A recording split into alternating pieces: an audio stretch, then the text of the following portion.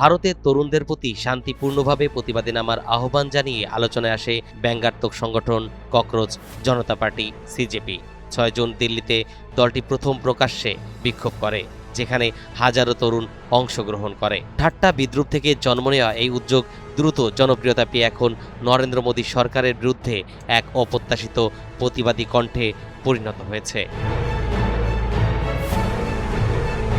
সিজেপির প্রতিষ্ঠাতা অভিজিৎ দীপ, যিনি এক প্রাণবন্ত বিক্ষোভের নেতৃত্ব দিতে ৬ জুন শনিবার সকালে যুক্তরাষ্ট্র থেকে উড়ে এসেছিলেন, তিনি বলেন, এদেশের তরুণরা আর ভয় পাবে না, তারা লড়াই করবে।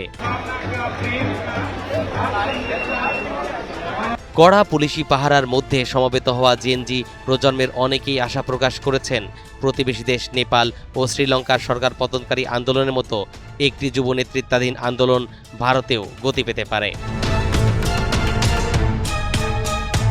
ফোটানোর ঝামেলা ছাড়াই নিরাপদ পানির জন্য ঘরে আনুন পিওরিট। কল করুন 16627।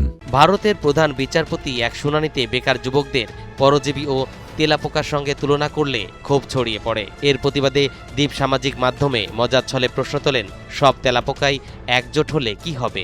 আহ্বানটি ব্যাপক সাড়া ফেলে এবং মাত্র 2 সপ্তাহে সিজেপির ইনস্টাগ্রামে অনুসারী দাঁড়ায় 22 মিলিয়ন। পরে জাতীয় নিরাপত্তার অজুহাতে মোদী সরকার তাদের এক্স অ্যাকাউন্ট ব্লক করার চেষ্টা করে। সম্প্রতি এক সমীক্ষায় দেখা গেছে, ভারতের 25 বছর বয়সী স্নাতকদের 40% বেকার। তেলাপোকা আন্দোলনে অনলাইন জনপ্রিয়তা পেরিয়ে বাস্তব রাজনৈতিক শক্তিতে পরিণত হবে কিনা তা এখনও অনিশ্চিত। তবে দিল্লিতে হাজারো মানুষের সমাগম ইঙ্গিত দিচ্ছে, অনেকেই এটিকে শুধু একটি ইন্টারনেট মিম হিসেবে দেখছেন না।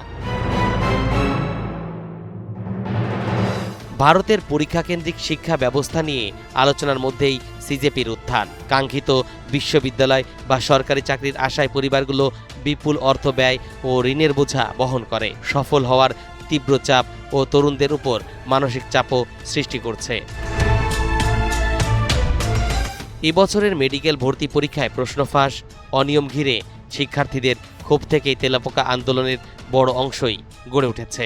আসনের জন্য 20 লাখের বেশি শিক্ষার্থী প্রতিযোগিতা করলেও অনিয়মের কারণে অনেকেই পুনরায় পরীক্ষা দিতে হয়। এ কারণে বিক্ষোভকারীদের অন্যতম দাবি ছিল শিক্ষামন্ত্রী ধর্মেন্দ্র প্রধানের পদত্যাগ। নিজেদের তেলাপোকা পরিচয়ে রাস্তায় নামা অনেক বিক্ষোভকারী এই আন্দোলনকে ডেভিড গলিয়াথের লড়াই হিসেবে দেখছেন। তাদের মতে, নরেন্দ্র মোদীর শাসনামলে ক্ষমতা আরও কেন্দ্রীভূত হয়েছে, ফলে বিরোধী মত ও সমালোচনামূলক কণ্ঠস্বরের জন্য চ্যালেঞ্জ বেড়েছে। দিল্লির এক বিশ্ববিদ্যালয় শিক্ষার্থীর ভাষায়, তরুণরা দীর্ঘদিন ধরে নানা ভোগান্তির শিকার। এই অসন্তোষ থেকেই সিজেপির প্রতি সমর্থনের ঢেউ তৈরি হয়েছে, যা অনেককে অবাক করেছে। এমনকি আন্দোলনের মুখ দীপও কয়েক সপ্তাহ আগেও যুক্তরাষ্ট্রের একজন সাধারণ শিক্ষার্থী হিসেবে জীবনযাপন করছিলেন।